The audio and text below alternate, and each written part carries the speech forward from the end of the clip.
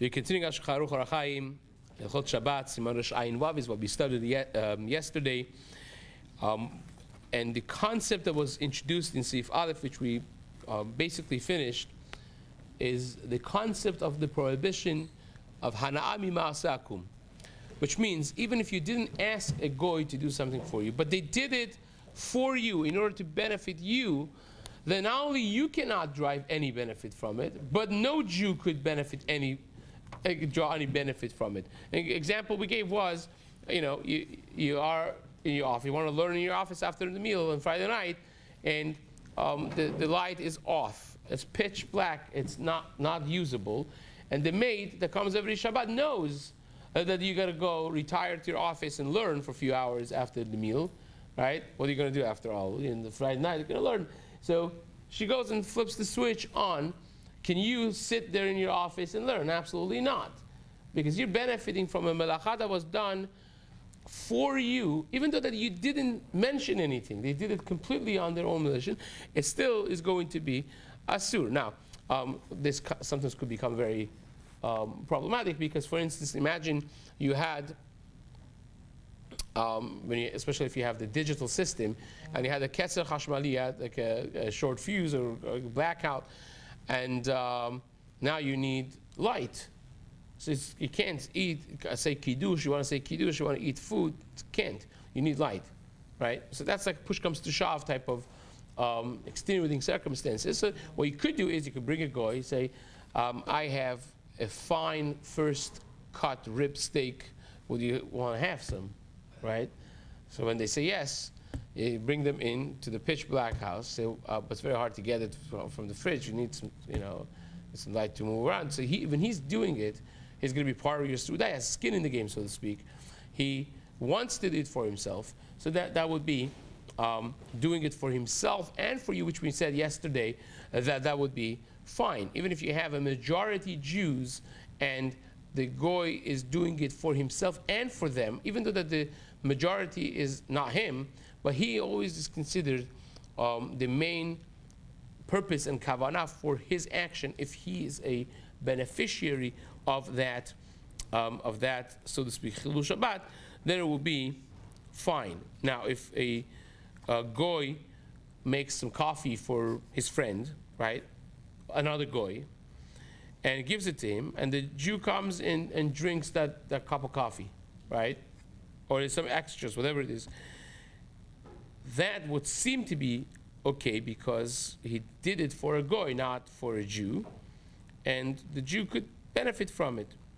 But there are discussions in the poskim that maybe it's only for a ner, maybe this heter is only for light, but not for other melachot, because one light could serve equally many people without needing any addition, whereas coffee, you need more water for more people. So if you end up benefiting from it, we may be concerned that next time you're going to actually ask the goy to bring it to you, to make it for you, and that will obviously become a problem. So therefore, this stays as a machloket. The person should ask a question whether or not they could benefit from that type of melacha.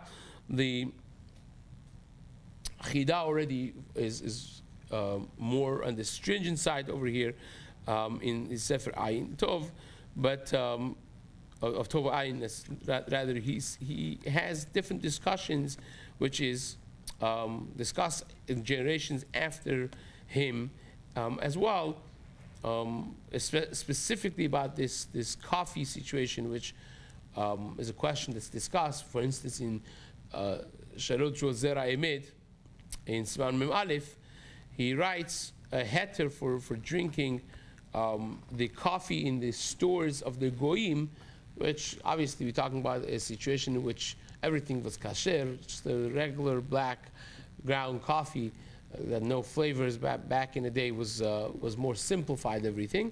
So you ought to go have some coffee in a coffee shop of a goy, that even those who say that by bread it may be muktzeh, because in Ben Hashmashot it was flour, it was not bread. Here, it's not necessarily going to be muktzeh. Here is powder of coffee, which is going to be fine. It's already ground, and if it's not ground, if before Shabbat was not ground up, still the avka, the little powder that you put in the water, is batel to the water, and therefore it would be fine, and that's the reason we say sha'kolan, it not ha'etz, and so on. So therefore, again, there is room to be more stringent in other melachot, but also we find many leniencies as well. Now, Maran writes in Seif Bet over here, Yisrael v'no Yehudi shehesevu yachad. If a goy and a Jew are together, and they're sitting in hitlik in a Yehudi ner, and the non-Jew, one of the non-Jews lit a candle, and now you have Jews and non-Jews in the gathering. A bunch of Jews, bunch of non-Jews, and the candle was lit for the crowd. Imrov enam Yehudim mutar lishtamesh leoro. This is what we discussed yesterday as well. It goes after the majority. If the majority of the people who were there, who this light was lit for them, are non-Jews, then it's mutar for Jews also to use it, because it was not done, quote unquote, for them. But if the majority are Jews, then it's going to be a problem. Even if it's 50-50, it's 5 Jews, 5 non-Jews, still is a problem, right? It will be asur. You need it to be rov enam Yehudim. You need majority Gentiles. So that is only when the person who did it is not one of the beneficiaries. But if you know that he himself is a beneficiary of what he is doing, he wants it as well. If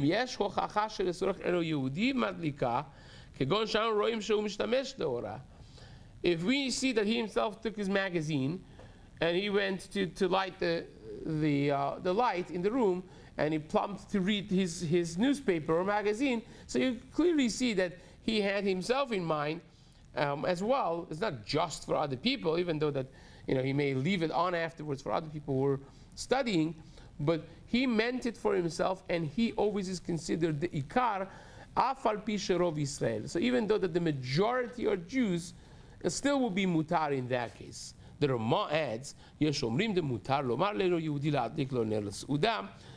There are those who allow asking a goy to light a candle for you for Seudat Shabbat, because again, he's sitting in pitch dark room, and it's of course not kavod Shabbat, a sorech mitzvah. You want to tell a goy to do it, and this shita holds the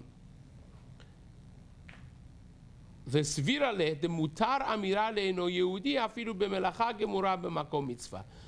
They hold that amira le goy is mutar for sorech mitzvah.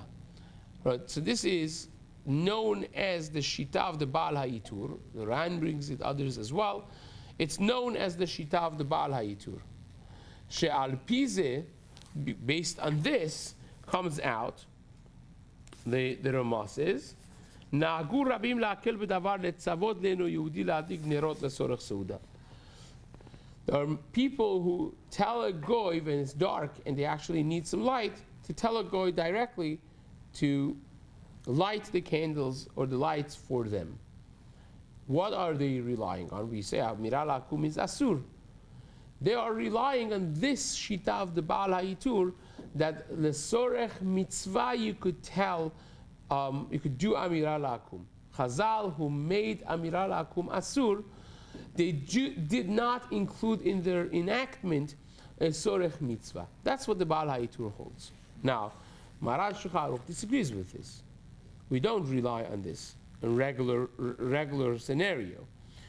Bifrat bisudat chatuna, says the Rama, especially when you have a large suda like a wedding or brit milah, and they do it. Ve'en moche beyadam v'yesh la'achmir.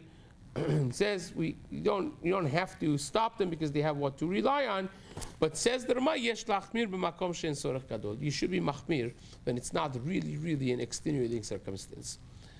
The harova poskim cholkim al svarazot. The majority of poskim disagree very vehemently with this heter of the Baal HaItur,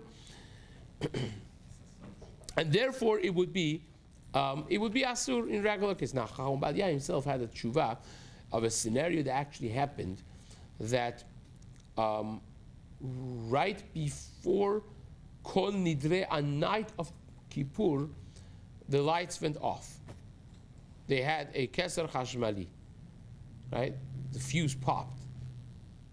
So you have 100 people, 200 people in the shul, little kids who are now petrified of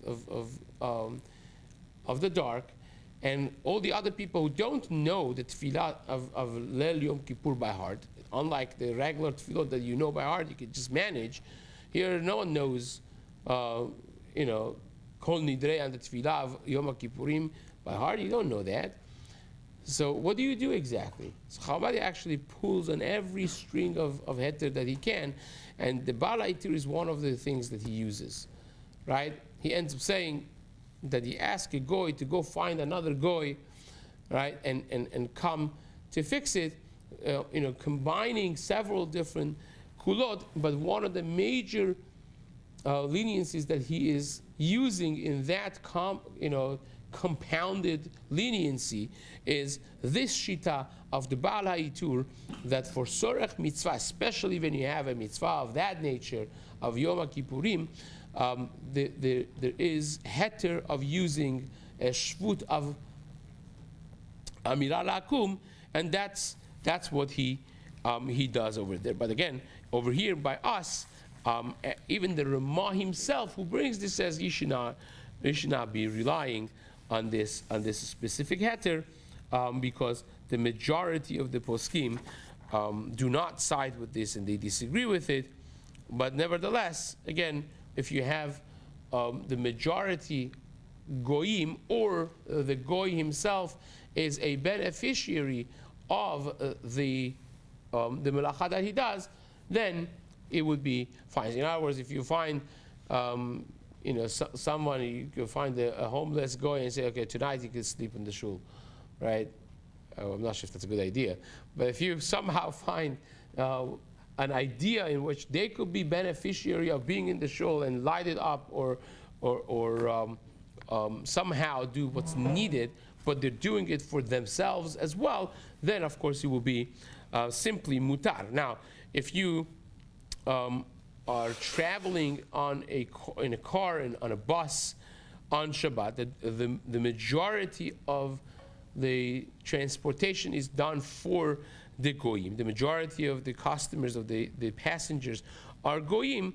Then Rabbi Yehuda As'ad in his Shelot Utshuvot Yehuda Ya'aleh, he writes in Siman Nun Chet that even though that the car, the bus, or the train is traveling for the majority of the travelers or the passengers that are on, which is goyim, still with the Jew getting on, you need more horsepower, more energy, more gas is going to be consumed for it, more fuel is needed when you have additional weight, and therefore says Rabbi Yehuda Ayash that would be a problem, because you are directly being ne'eneh from the melacha of the goy on Shabbat that's done. That part of it is done for you. But again, there are others who disagree with it. They say maybe by a bus that depends on the weight and it consumes more fuel with more weight. Maybe there is going to be asur, but in a rakebet chashmalit, right? So the electric lines, those trains that they work with electricity, those are not going to be any different with your weight versus not your weight. Again, this gets into a lot of science of how these machinery work and how they operate. But again, this is something that makes it less simple than it meets the eye, where elevators, automatic elevators, or if a goy is doing the elevator for you, is it doraita, is it darabana, is it added energy, is it not added energy? All those things are important questions, complicated scientific background to them as well. But again, nevertheless, Chacham Ovadia writes that if the rakevet is traveling only throughout the city, inside the town, and you have paid already from before, so you're not carrying any payment, nothing, on Erev Shabbat, there's no card, no nothing that you need, but the driver knows you and knows that you have prepaid this already, and he's not asking you any identification or any money or any kartis, then if you are going for a mitzvah, right, you are a doctor that's going to save somebody, to check somebody, right? You have to be in the hospital because you could be called on. You're on call, so you need to get to the hospital. That type of a thing. Not that I want to go to shul, daven at home. Again, if that's not considered a sorach that you would get on a bus for, but says Chacham Ovadia, or on these electric trains for. But says Chacham Ovadia, if you are doing that type of mitzvah that could be saving lives because you're a doctor that's on call and you need to be in the bet cholim, in the hospital, or a mohel that needs to be on the other side of town to do a brit. There's no other mohel there, right? So you have to be there, and it's like 3-4 hours walk if you don't take the train. So therefore you need to do it for sorach mitzvah. In that way, it will be mutar. So says Chacham Ovadia, still you should do it betzina. So that means don't wear your shtreimel and get on a train. You do it in a way that's sanua, that does not create chilul Hashem or a bad example, and that would be a heter to use. Now, same would be for somebody that lives on higher, high rise, on top floors. And it's difficult for them to go 20 floors up with stairs, especially if they injure themselves, or it's difficult, or elderly, whatever it is. So the goy is getting into the elevator to go to the lobby, to go down, and he's doing it for you. He will push the button for both. So there are those who say, well, if the goy himself is using it for himself, or if they're doing it for a bunch of people and the majority are goyim, then it will be mutar for you to use it as well. This is something that could be used very much. I gave a shiur once on Shabbat afternoon in a penthouse somewhere in one of these high rises. I think it was the 19th floor. I had to, suffice it to say, I have to catch my breath for 2-3 minutes before I entered the house, huffing and puffing, getting up the stairs. It's not a simple thing. And this is, you're talking about a younger individual. This was many years ago. But older person, it will be much harder for them. So this is something that, again, if you have this setting that the majority are goyim, or the goy is doing it for himself as well as you, then it would be mutar. And you're not telling him where to push the button. You go just where he's going. You're not telling him anything. He's just doing it himself. That would be mutar, says Chacham Ovadia, for a chole vechalash, someone that's weak, older, frail, or is sick. He has hurt his knees, whatever it is that need be. That would be mutar for them as well. But coming down versus going up, it will be also different depending on what type of elevator you have. But then you have the Shabbat elevators, and that becomes a question on its own, whether or not the Shabbat elevators are agreeable by everyone, or it's not. It's actually became a massive problem recently in one of the Haredi cities in Eretz Yisrael, that some developer, a large developer, had looked into this in order to be able to build taller buildings, to have some sort of